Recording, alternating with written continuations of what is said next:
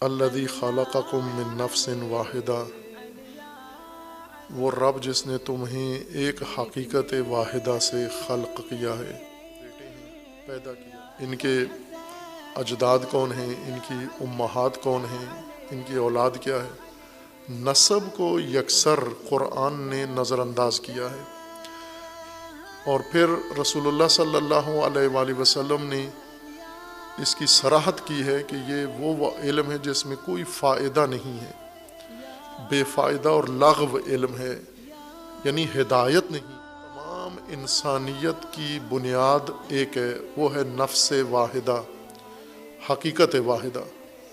وہ حقیقت واحدہ ممکن ہے حضرت آدم ابو البشر علیہ الصلاۃ والسلام ہوں، نفس واحدہ، یا اس نفس واحدہ سے مراد وہ حقیقت ہے جس سے آدم پیدا ہوئے ہیں، وہ حقیقت جس سے آدم و اولاد آدم پیدا ہوئے ہیں۔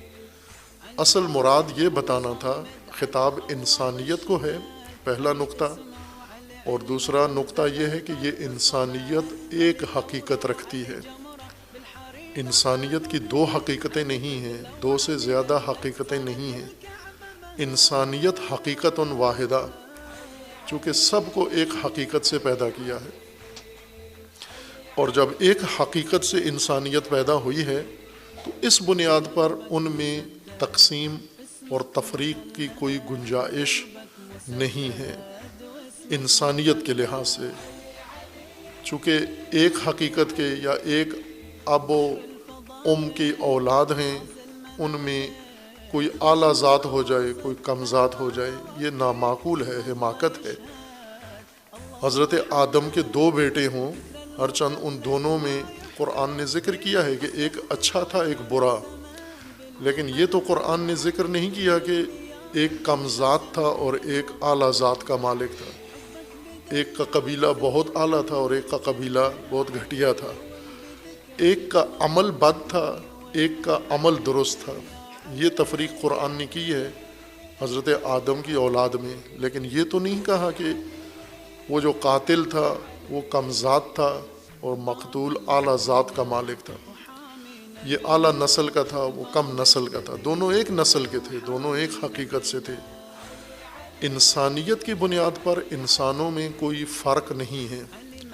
یہ تقسیم جو مسلمانوں میں باقی اقوام کی نسبت زیادہ پائی جاتی ہے، انسانیت میں فرق، نسب کا فرق، برادریوں کا فرق، قبائل کا فرق اور ذات کا فرق، اعلیٰ ذات اور کم ذات۔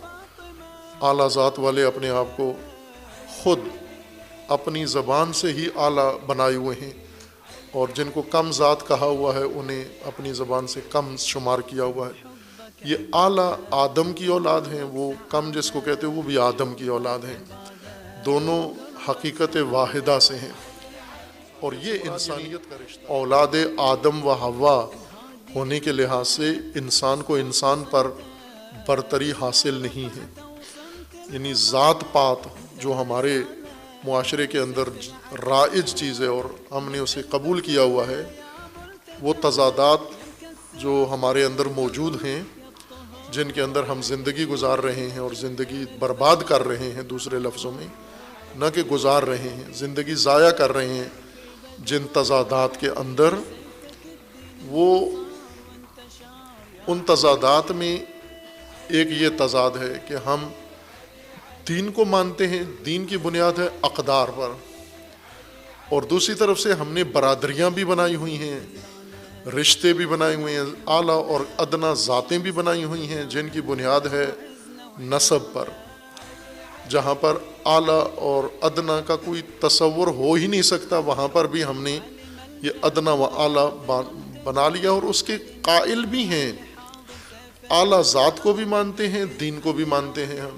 یہ وہ تضاد ہے جس میں ہم اپنی زندگیاں ضائع کر رہے ہیں، تباہ کر رہے ہیں۔ اقدار اور انصاب، یہ دو چیزیں اکٹھی تو نہیں ہو سکتی۔ رسول اللہ نے فرمایا تھا کہ کسی قریشی کو کسی غیر قریشی پر کوئی فضیلت حاصل نہیں ہے۔ قریش بہت اعلیٰ ذات بنے ہوئے تھے، فرمایا کوئی فضیلت نہیں ہے کسی پر بھی۔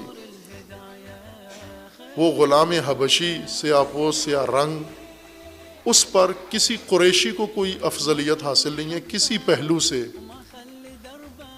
انسانیت کے لحاظ سے، نسب کے لحاظ سے، انسانی رشتے کے لحاظ سے، ذات کے لحاظ سے کوئی فضیلت حاصل نہیں ہے۔ یہ رسول اللہ نے ختم کیا۔ کسی عربی کو عجمی پر فضیلت حاصل نہیں ہے، کسی گورے کو کالے پر فضیلت حاصل نہیں ہے، کسی کو کسی پر اس پہلو سے فضیلت حاصل نہیں ہے۔ یہ رسول اللہ کی نفی ہے۔ اور ابھی آپ رسول اللہ کا کلمہ پڑھ کے، رسول اللہ کے گیت گا کے، رسول اللہ کے گن گا کے، رسول اللہ کی نعتیں پڑھ کے پھر اعلیٰ ذات بھی بنے ہوئے ہیں۔ یہی تضاد ہے، یہی وہ جرم ہے جو ہم انجام دے رہے ہیں۔ اگر رسول اللہ کو مانا ہے تو پھر رسول اللہ کی قدریں، رسول اللہ کے معیارات قائم کرو آپ۔ اور اگر یہ رسول اللہ کو نہیں مانتے، جاہلیت کو مانتے ہو، برادریوں کی بنیاد پر تعلق قائم کرو گے، معیار برادریوں کو بناؤ گے، پھر رسول اللہ کو چھوڑو آپ۔ یہ منافقت ہے کہ رسول اللہ صلی اللہ علیہ وآلہ وسلم کا اقرار کر کے، کلمہ پڑھ کے، اور پھر ہم رسول اللہ نے جس جس چیز کی نفی کی ہے اس کو زندہ کیا ہوا ہے ہم نے، اور ہم اس کے محافظ ہیں پکے، اسے ختم نہیں ہونے دیتے۔ اعلیٰ ذات بنے ہوئے ہیں اور دوسروں کو کم ذات سمجھا ہوا ہے اپنے آپ سے۔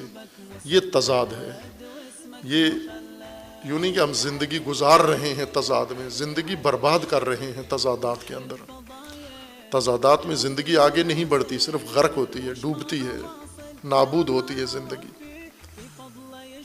یہ قرآن کے صراحت ہے، قرآن نے اس کی نفی کی ہے، رسول اللہ نے نفی کی ہے اس کی۔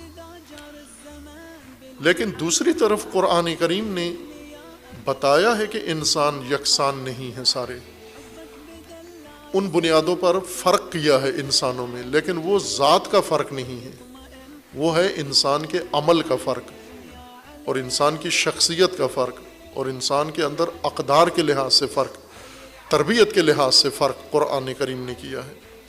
بعض انسانوں کو بعض پر برتر قرار دیا ہے، افضل قرار دیا ہے، اور بعض انسانوں کو گھٹیا اور پست قرار دیا ہے، لیکن یہ انسانیت کی بنیاد پر نہیں ہے، نسب اور برادری کی بنیاد پر نہیں ہے، پیشے کے لحاظ سے نہیں۔ اللہ نے توفیق دی طالب علمی کی قوم مقدسہ میں شرف یاب ہونے کی، تو وہاں جس گلی سے گزر ہوتا تھا آنا جانا حرم مقدس کی طرف، اس گلی میں ایک حجام کی دکان تھی، اور وہ حجام سید تھا، اور اس کی دکان کا نام ہی سادات تھا۔ خود معروف سید، وہ شال، سبز رنگ کی شال بھی اوڑھتے تھے اور سید کام کرتے تھے، اور پاکستانی طلبہ بڑے اشارے کر کے کہتے تھے یہ سید نائی بن گیا ہے۔ پاکستانیوں کے لیے سید کا نائی ہونا یہ بہت اچنبے کی بات تھی۔ ایرانیوں کے لیے ایک پیشہ ہے دوسرے پیشوں کی طرح، جیسے کوئی سید گاڑی چلا رہا ہے تو چلا سکتا ہے، سادات کے مختص پیشے تو نہیں ہے کہ یہ کام سیدوں نے نہیں کرنا۔ ہر کام کر سکتا ہے، ہر آدمی ہر کام کر سکتا ہے، وہ کام اگر شرعاً جائز ہے، شرعاً جائز کام ہے، وہ ہر آدمی کر سکتا ہے، اور اس کام سے اس کی ذات نہیں بنتی، اس کی ذات وہی انسان اور اس کی ذات آدمیت ہی رہتی ہے۔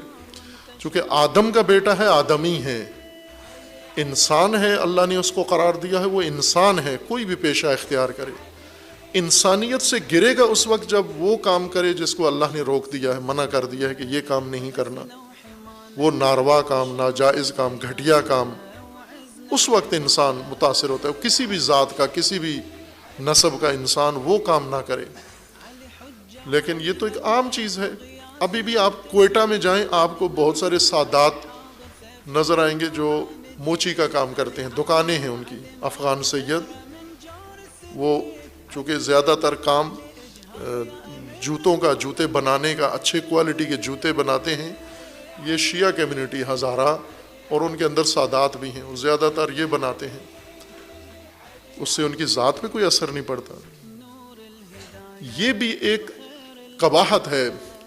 ہم جب بر صغیر میں اسلام آیا اور مسلمان آئے، بر صغیر میں پہلے سے ذات پات، اعلیٰ ذات، برہمن، شودر، یہ پہلے سے موجود تھے مسلمانوں کے آنے سے پہلے، اور رسول اللہ کی اگر تعلیمات مسلمان ساتھ لے کر آتے تو یہ کہتے کہ شودر اور برہمن میں کوئی فرق نہیں ہے، دونوں انسان ہیں، بجائے اس کے آ کے خود مسلمان برہمن بن بیٹھے، کچھ شودر بن گئے، کچھ برہمن بن گئے۔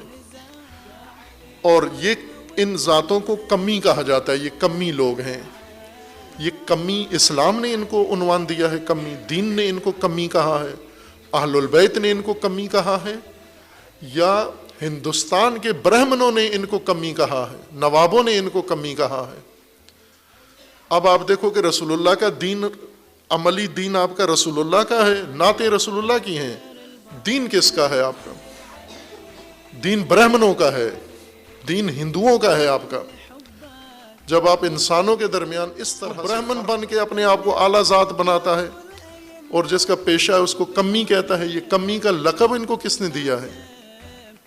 یہ اعلیٰ ذاتیں کہاں سے نکل آئی ہیں؟ یہ ساری انسانیت ایک انسانیت ہے، لیکن دوسری طرف سے قرآن کریم نے تفریق رکھی ہے، برتری اور کہتری کا معیار رکھا ہے، گھٹیا اور اعلیٰ انسان، لیکن وہ نسب کی بنیاد پر نہیں ہیں، وہ انفرادی طور پر ہیں۔ انفرادی طور پر ایک ہی شخص کی دو بیٹے ہوں، ایک اعلیٰ ہو سکتا ہے، ایک گھٹیا ہو سکتا ہے، اپنے عمل کی بنیاد پر، اقدار کی بنیاد پر، اپنی شخصیت کی بنیاد پر۔ وہ شخصیت جو اس نے خود بنائی ہے، جو اس نے خود کمائی ہے شخصیت، وہ اعلیٰ ہو سکتی ہے، وہ گھٹیا ہو سکتی ہے۔ اس کو قرآن کریم نے تصدیق کیا ہے، بلکہ اس کی طرف ہماری رہنمائی اور ہدایت بھی کی ہے کہ آپ اس لحاظ سے پست ہو سکتے ہو، نسب کے لحاظ سے پست نہیں ہو سکتے ہو۔ نسب اللہ نے انسان بنایا ہے تمہارا آدم سے، اور اس نسب کو تمام کائنات میں برتری عطا کی ہے۔ لقد کرمنا بنی آدم، بنی آدم کو ہم نے کرامت عطا کی ہے، بنی آدم کو برتری عطا کی ہے۔ بنی آدم گھٹیا نہیں ہو سکتا صرف اس وجہ سے کہ یہ فلاں کی اولاد ہے اور فلاں کا نسب ہے اور فلاں سے یہ سلسلہ چلا ہے۔ اپنے عمل کے لحاظ سے اعلیٰ اور ادنا ہو سکتا ہے، اپنی شخصیت اور کردار کے لحاظ سے ہو سکتا ہے، لیکن اپنے نسب کے لحاظ سے برتر اور کہتر نہیں ہو سکتا۔ یہ قرآن کا صریح فرمان ہے۔